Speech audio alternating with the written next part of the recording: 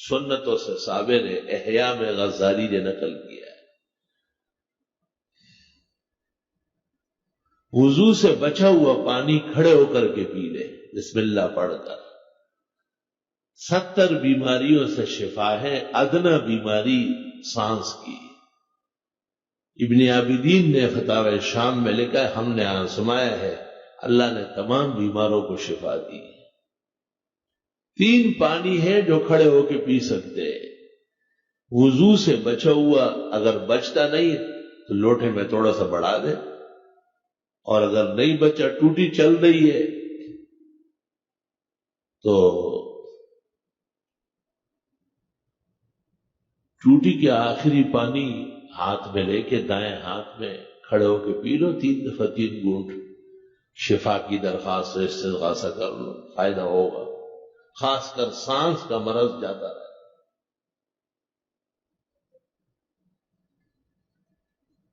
یہ صبح وضو کے بعد کھڑے ہو کے پانی پی لیتے، ظہر میں مجھے کہتے ہیں میرا سانس تو ٹھیک نہیں ہوا ہے۔ جیسے رات کو بیوی سے ملے اور مغرب میں مجھے کہے کہ میرا لڑکا تو ابھی تک نہیں ہوا۔ شرم تم کو مگر نہیں آتی۔ شرعی اعمال پر ایمان پہلے پیدا کرو۔ یہ روایت میری نہیں ہے، نہ اور مولویوں کی ہے، یہ بہت بڑے خزانے وہی سے آئی ہے۔ اس کا فائدہ یقینی ہے۔ ڈاکٹر کے ہاں دوا کھا کے اور اس کو کہو درد گیا نہیں، وہ ہاتھ سے پکڑ کے باہر نکالے گا، نکل جائے پاگل کہیں گا۔ میں اس کو ہفتے کا کورس بتاتا ہوں، یہ ابھی مجھے کہہ رہا ہے۔ وہ اعمال تو اول رضا الہی کے لیے، خدا کا شکر ہے کہ ہمیں سنت عمل کا پتہ چلا۔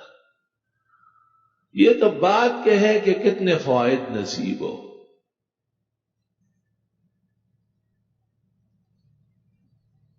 دوسرا پانی زمزم کا ہے، جب آدمی کو نصیب ہو جائے کہ کسی کا کوئی حرج نہ ہو، تکلیف نہ ہو، تو کھڑے ہو کر قبلہ رخ ہو کے اور دعا مانگے، ایمان کی، ہدایت کی، استقامت کی۔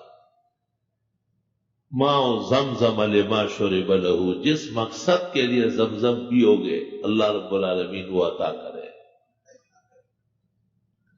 عجیب بات لکھی ہے کہ جب دور ہو تو یہی ادب کافی ہے، دعا اور قیام، اور جب وہاں ہو تو 3 آداب ہے، دعا، قیام، تذلو۔ تذلو کے معنی اتنا پینا کہ اور نہ پی سکے، چلنا دشوار ہو جائے۔ کم از کم عمر میں 1 مرتبہ زمزم ایسا پی لے وہاں زمزم خانے میں کہ چلنا دشوار ہو جائے، اس کو تذلو کہتے ہیں۔ وہ جو ہر مرض جڑ کٹنے کا ذکر آیا ہے اس کے لیے تذلو ہے۔ تذلو مانا رچ پچ کے پینا، لغت میں لکھا اتنا پینا کہ منہ سے اور ناک سے واپس آنے لگا۔ جب بھر کے آدمی پی رہے تو سیر ہو جاتا ہے، یہ مطلب۔ فیشن اور اپنا کلچر اس کو درست کر لے سنت کے سامنے، اسے بھی مسلمان کر دے۔ علماء کی حکمت دیکھے، فرمایا یہاں 2 آداب بہت ہے، قیام اور دعا، اور وہاں 3 آداب ہے، تذلو۔ کیوں؟ یہاں کون آپ کو اتنے زمزم دے گا کہ آپ رچ پچ کے پی لے؟ خیر تو ہے، وہ سفر اپنے لیے کر چکا ہے، تیرے لیے کر چکا ہے، تو سارا برتن خالی کر رہا ہے۔ میرے پاس ایک آدمی آیا، میں نے اس کو اجوا کھجوریں دی، یکدم گننے لگا، 7 دن 7 کھاؤں گا 49 کھجوریں چاہیے۔ میں نے اس کو 7 اٹھا کے ہاتھ میں دیے، میں نے کہا باقی جب آپ ویزا لگا کے وہاں چلے جائیں وہاں سے لے آنا۔ کوئی تم نے اپنا شتر بھیجا ہوا تھا وہاں منگوانے کے لیے؟ خیر تو ہے۔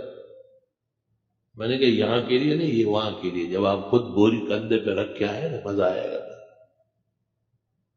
عقل، حکمت، شرافت جمع کر کے اس سے انسان بنتا ہے۔ جب ان میں سے ایک بھی نہ ہو تو انسانیت داغدار ہو جاتی ہے۔